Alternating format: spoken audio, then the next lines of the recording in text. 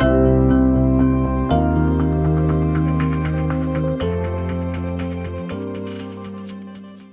right, welcome to Culture Couch Live. We've got Carly, Woz, and Jared. How are you guys? Hi guys. Hi, mate. How's everyone? Yeah, I'm going well. Thank you very much. Well, look, let's delve straight into it, because one of the questions we've sort of been faced with, I guess, over the last sort of 9, 10, 11 months, and it's probably topical being in Victoria now, we're back in lockdown, and it's definitely come up the last week. Are politicians leaders? And it's something we've sort of discussed, and I don't know whether we've been reluctant to talk about. We've probably been sitting back and watching a bit like most people. But let's address that question, because it's been asked of me certainly 100 times. Are politicians leaders? And maybe we probably need to start by, Murph, talking about our definition of leadership. You know, what is your definition of leadership? I guess we can start with that, and maybe that'll be a good way to audit the politicians. Yeah, I think probably the simplest definition for us, Rudy, is that leaders are people who influence others. And there's no doubt that politicians have a huge amount of influence over other people, both within their party, across their area of jurisdiction, and even a bit broader sometimes. And we judge leaders by their behaviour. So you have good leaders who are role model leaders that model the behaviours that we want to see. And you have leaders who behave in a way which is incongruent with how you would expect a strong role model leader to behave. And I think, like, almost without exception at the moment, our leaders are appalling in politics. They're just appalling.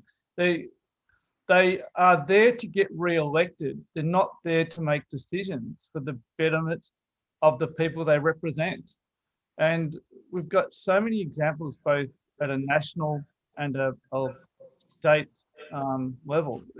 We could spend 4 hours just listing them off, but it just appears that no one really wants to stand up and take responsibility and do the right thing. And the sooner that happens, then the sooner, look, it'd be amazing to see. I think that the people would automatically jump to somebody that showed integrity. I really do. Yeah, it's a really great point. So I think we all agree, yes, they are leaders, but possibly by default, but they're poor leaders. So let's delve into that. And we talk a lot about, Carly, trust. And really good leaders build trust. So if you're looking at politicians by definition, I guess it's one of their greatest inadequacies, the fact that they just do not build trust, and they just don't put. So maybe explore that concept for a minute, Carly, in terms of how do you build trust? And if we're talking about trust in politicians, then we can't call them good leaders, can we? Well, yeah, it's interesting because we also often talk about intent, and you have to trust the intent of the person in the role and what they're trying to achieve in the role. So we have to assume that these people are in the jobs and their intention is good, but we're not actually seeing them display qualities that build trust and build confidence in their ability. So we talk a lot about Stephen Covey's book. I've got it here, Speed of Trust. And he defines 13 behaviours which, through all the research that's been done in leadership and culture and performance, are key qualities of people who are great leaders. And like you say, Ruzi, the first one is to talk straight. So it's to actually tell people how it is. So not, find excuses or say it in 10 different ways, but to actually talk straight. And, like, I'm no expert in politics, definitely not, but you can see them even when they're talking to the public on the news. The excuses and the swiping of other people and the way they beat around the bush, it's definitely not demonstrating their ability to talk in that manner. And then the second one is demonstrate respect. So, I mean, there's many ways that you can go about it, but just even those first two, demonstrating respect to the community and to the people and to the people who you are meant to be getting an outcome for, like you said, Murph, is even those two things are really difficult to find examples of people who are doing it well. And I think it's a good point. Sorry, Ruzi, I was going to say, we went through the list of 13 behaviours when we started this meeting, this Culture Couch Live.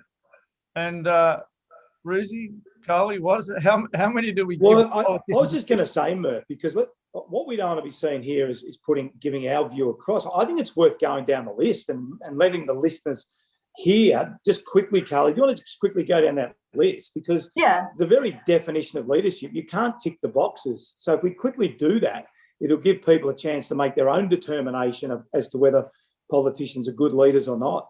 Yeah, so these are the 13 behaviours that good leaders exhibit. So the first one is to talk straight, to demonstrate respect, to create transparency, to right wrongs, to show loyalty, deliver results, get better, confront reality, clarify expectations, practice accountability, listen first, keep commitments, and to extend trust. So they're the key 13 qualities. And there wasn't any of those that Ruzi or Jared or Woz said, yep, I can think of a good example where a politician has displayed that behaviour. Not one.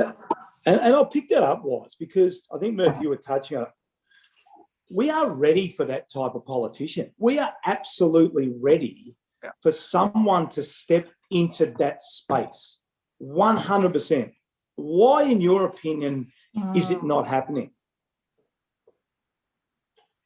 Oh, mate, it's a can of worms. If you, like, even just watching, I think Carly nailed it. Like, watch Question Time on ABC News when they're basically just yelling at each other across the table and basically trying to find means to undermine each other. Like, even the word trust and Carly's definition, you can't even trust your own teammates. Like, if you're on one side of one particular party, you got to always have, talk out both sides of your mouth, even one side to say what you think and the other side to have a closed door conversation, because you're worried about the other person undermining you or potentially looking to take your job throughout. But I think the big thing for me as a CEO and dealing a lot with government bodies, a lot of these people don't have any business experience. They actually don't come from the lens in their defence. So looking at it through the eyes of somebody who, I have to make a buck today to put food on the table tonight. Like, we reflect on this a lot of times, Ruthie, irrespective of the lockdown in Victoria or whatever, they're still going to get paid. So, 100%. Anxiety that we have about, ensuring that, Medifarm Labs, we have to produce this amount of products this month to break even, like that doesn't even compute in their brain. So that lens of looking at it, and even their leadership style, they've never been taught leadership. They've never been in leadership positions where it actually fully mattered. And so that lens to which they operate in is just jaded for me. And I'm not sure what will change. Yeah. I understand. I can sort of accept that a little bit, but where I can't accept it is when they make judgments, which everyone knows are absolutely right. Everyone knows that the Brittany Higgins scenario was wrong. Everyone knows that. Yet they flop around it. No one comes out and says, no, that was wrong. We need to deal with this. We're going to resolve this right now. They put committees, they have investigations from internal departments. It is like those things are so clearly right or wrong. And you don't need industry experience for that. But they still continue to not be honest and upfront and say it like it is. Like, it's incomprehensible to me. Yeah, but why is that, Jared? Is that because they're worried about keeping their position in their party? Or is that because they don't, why do they do that? I actually don't know. I honestly don't know, because I'm with Ruzi. I think if someone came up and said, no, this is wrong, we're going to deal with it straight up, regardless of the political consequence or the voter backlash, it is wrong, we're going to do it. I think people would say, hey, at last we've got someone with integrity. Yeah. But I think the closest person to doing that at the moment is Jacinda Ardern over in New Zealand. And she seems to have been able to bring some of that transparency and some of that integrity back. Would you agree? Yeah. I think you're right, Carly. My question is, how and why has the bar got so low though? Like every other industry we deal with, sport, business, everyone's looking for those 13 points of leadership. Even the bad companies are trying to work out why they're bad. How can we get better? Murph, you and I have worked with a lot of sporting companies around the world, and we talk about even teams on the bottom of the ladder are working really hard on their culture, on their behaviours, on the empowerment. How have we got so bad? And that's the thing that concerns me, Carly, is that we've all accepted it for so long that the bar is just so low, and they know it's so low. So they're actually playing off it now. It's almost like we'll have a meeting, we'll shut the door. Oh, geez, we got them again. Yeah. We got them again. We got them again. When are we going to demand more, I guess? When are we as people going to demand more from our politicians? But if we define culture as the behaviour that you accept and reward, then these guys get into their bubbles, whether it's in Canberra or whether it's in their state political regions, and they just get into this. It's like it becomes acceptable. And it has to go.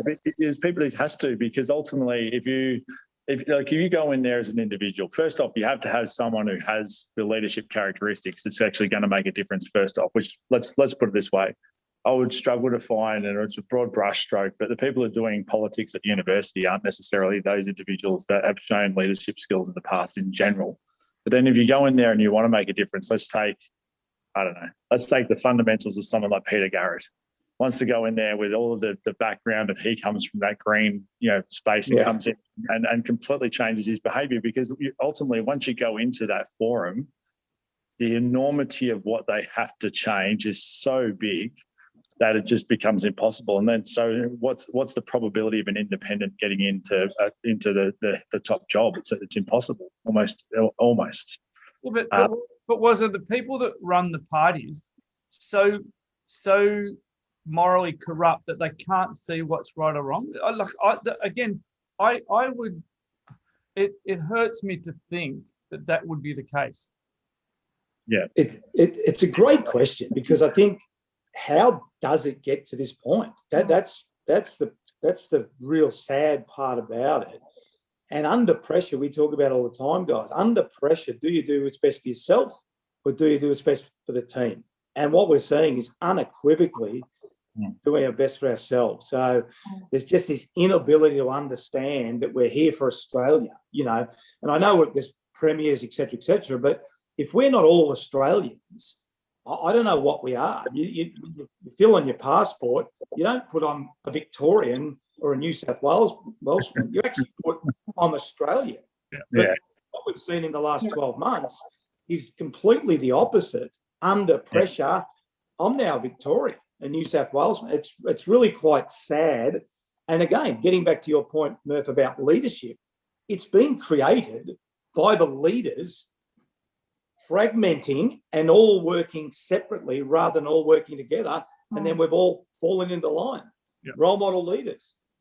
Yeah, but then the excuse is that that's the power in the Constitution and that's who has the power to make those decisions. But that's just an excuse. It's having a long-term impact on the way we identify ourselves as Australians and the way we behave as a society. And it's not going to be a good result. And it's embarrassing. It's like in some there's parts of what's going on at the minute where I'm embarrassed to say that I'm Australian. Like the way we're treating Indigenous affairs and Indigenous people, it's just horrific. And people are too scared to put their hand up and say, no, I'm going to fix this. It just goes on and on and on. The rollout of the vaccine, the treatment of people in old age care, the lockdown of Victoria. Whether it's right or wrong, I don't know, but so it's not just Liberal or Labor. It's almost everybody, which is even more horrific. Yeah, but that comes back to the individuals, right? Because these politicians put themselves out there, and if there was a good one and they said something that they believed in, they would get absolutely probably trolled on social media so hard that they would then say, look, it's not worth it. I don't want to take up this position. So it's probably something for all of us to think about in terms of kindness and gratitude and actually supporting people who are trying to have a go, because, I wouldn't want to do that role. Being a politician would be a horrible job. And I think that was my point before, Carly, right? I think it's incumbent on all of us, if we wrap this conversation up and we take it away from politicians. I think we all agree that, yes, they're leaders, but by the very foundation of Stephen Covey and concept, they're poor leaders.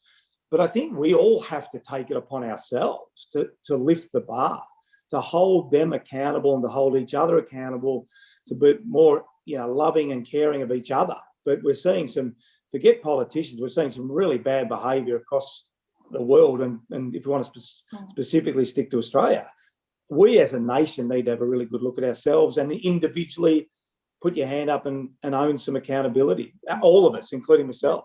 Well, I think that on behalf of PBD, taking that into consideration, if there's any politicians who are listening to this podcast and who would like some assistance with leadership, that we would be happy to help them, because we believe that we should put some skin in the game too. I hope you agree with that, Woz. Can you give me some? 100%. Jared's tapping his hand up, I can see. No, I'm not so sure about that, mate. I'd need to have strong consideration before I'd put my hand up for any sort of work in that space, on the basis that I would want to see real commitment that people were prepared to commit. My trust bank and using Stephen Covey is pretty empty at the minute, and I'm actually really looking for someone, or looking forward to the day when someone actually says, hey, I'm gonna have a crack at this. I'm gonna like in a doom, possibly, I'm not sure. I'm excited about one day someone might do that, but I'm not going to sit around waiting. I could have a long grey beard by the time that happens. All right, guys. Well done. We had a good conversation around it. Hopefully things get better. And enjoy your week, guys. That's Culture Couch Live, and we'll see you all next week. Murph, Woz, Carly. See you guys. Bye-bye. Election. Yeah.